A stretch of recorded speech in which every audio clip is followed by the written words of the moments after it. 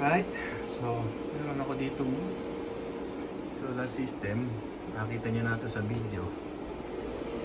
So may charge controller dyan, produce ng 1000 plus watts. Itong inverter ko,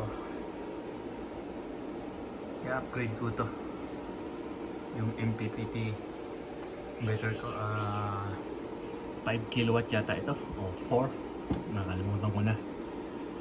So i-upgrade ko to ng hybrid, then magdadagdag ako ng panel.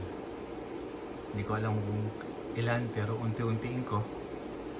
So ayan, hindi ko na nga nalagyan ng takip kasi kapos na ako sa daming busy. So magbabalik ulit tayo sa pagsosolar.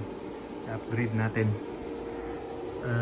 Meron akong inverter dito, nagpo-produce siya ng 725 grid tie. Nakakonekta to sa battery.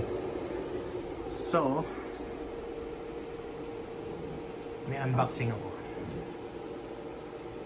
para dyan, hybrid. Abangan nyo lang. Okay, andito tayo sa shop, sa loob. Kapapasok ko lang, binidyoan ko yung solar ko.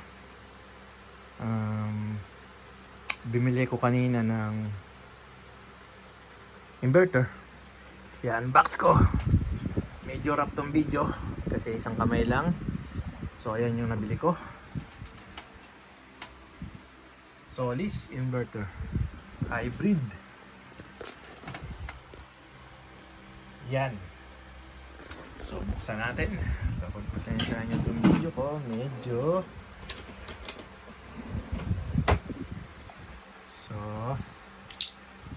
buksan natin.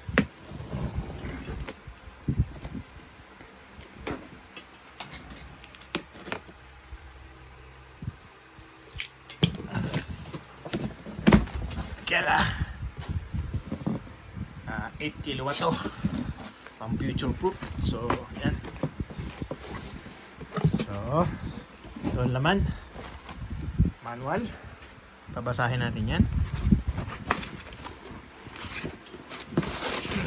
Mounting, nakabit natin to. Yan yung Solis inverter. So yan yung may kasama siyang mga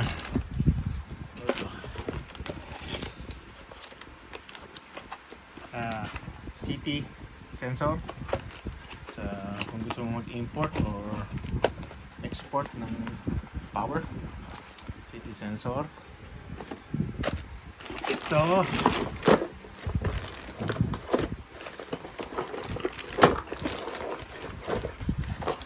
mga MC4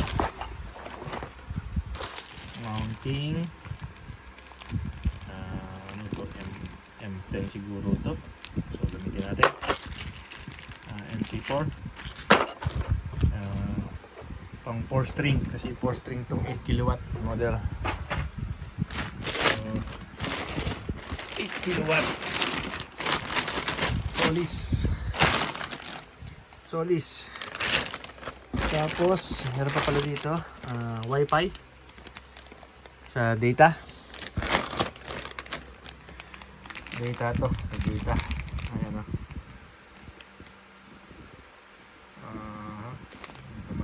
So data, so hindi pa ito kabisado. So magbabasa ako ng manual, manonood ako ng mga tutorial.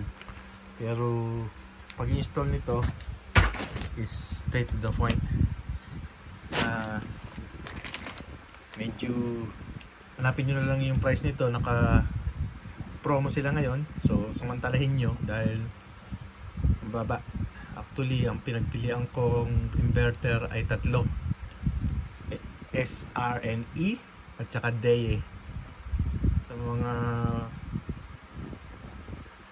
napanood kong video at mga basa-basa ng mga post sa mga thread, ang usapan nila, itong Solis ay parang install and forget. Meron din silang yung after sale service, which 6 years warranty sa parts replacement. Well, yung doon ako nag-isip ng gusto sa SRNE kasi is 5 years replacement warranty. Well, wala naman akong nakita pa na ebidensya na pinalitan nila yung unit ng 5 years replacement warranty. So, ito naman ay parts replacement. Meron din sila after sale service. Malaking kumpanya yung binilang ko. So, search nyo na lang. Hindi ko na ipopromote kasi kilala nyo na yun. Mas lalo yung mga installer. Alam nyo yung istorya.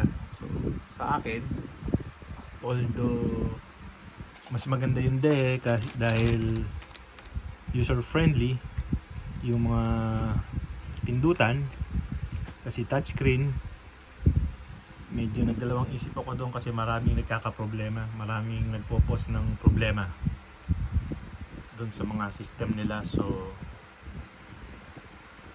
nagsolis ako, less yung nagproblema nagpo-post nito, kumbaga install and forget. Well, malalaman natin yung isang SRNE maganda rin ng wala ding masyadong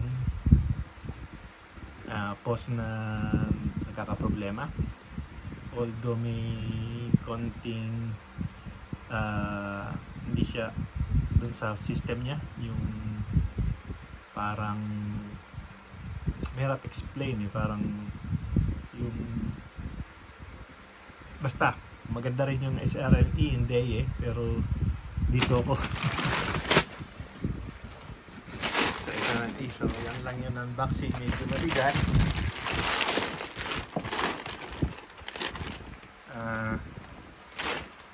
Kakabit ko to, so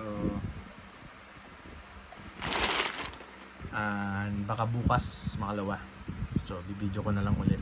So yun lang yung laman ng Solis inverter, 8 kilowatt. Tapos buksan ko siguro, teka, nilalabas ko dito. So ayan, binuksan ko na. So ito yung apat na string dyan, battery connector. Ito yung mga COM 1, COM 2, then smart load, backup, grid. Ito connecta yung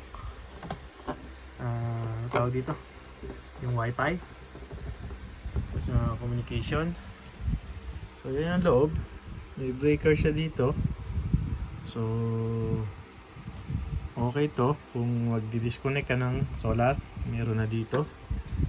Pero dun sa taas, lagyan, usually kahit di ka na maglagay, pero mas maganda kasi minsan breaker ka pa din para dun may sa mga surge protector. So magiging dalawa yung isolation. So yung screen, ito pala yung specs. So sa mga nakakaalam dyan, comment nyo lang kung ano yung match na ilang panel ba dito nakalagay dito, kasi is 92. Ayan, teka, nakita natin ang gusto, 92 400, malabo ng mata, 33 volts yung kanyang voltage range DC. Teka, tagilid natin. Okay, yan. So focus, ayan, 90 to 435 volts MPPT voltage niya. So 90, siguro bawat string nito 90 volts yung minimum. Maximum current DC is 2 times at 32 amps. Absolute minimum DC 2 times 40 amp yung pinaka max yan, hanggang 40 amps. So battery lithium ion 46 volt. So self-story, hanapin nyo na lang, nasa ano naman yung ano ito, Nasa internet naman yung mga details niyan. So may kabigatan siya, malaki ang heatsink, may dalawang pan dito malaki. Oop. Yan. Tapos may isang pan din dito sa loob, kung nakikita nyo yun, malaki for air circulation. No power. So yun lang, unboxing. Mag-upgrade dapat ng phone. Bibili dapat ako ni Mrs. ng phone. Upgrade ng phone, sabi ko wag. Bili tayo ng inverter. So mas pakinabang to kaysa sa cellphone. Yun lang. Upgrade sa phone na uwi sa inverter. 8 kilowatt Solis. So abangan nyo lang, i-vlog ko, aaralin ko yung mga system doon sa screen. At tignan natin kung kukuha natin na maayos. Then upgrade ko dito. Ang goal ko ngayong next year o next week sa darating na taon ay mabawasan natin yung kay Meralco. Kumbaga 10% na lang kukunin natin kay Meralco, or possibly 0. Pero hindi mangyayari yun kasi minsan masama panahon sa atin. So kailangan natin siya as a backup. Si Meralco ay backup na lang. Yun ang goal ko. Pang backup na lang si Meralco. Kaya kumuha ako nito. Tumatanda na rin kasi tayo. Baka mamaya para yung income natin baka mawawala yan. So at least yung sa paggastos natin sa electric bill ay hindi na natin problemahin in the future. Alright, yan. Deye Solis. Deye sa Solis tayo. Thank you.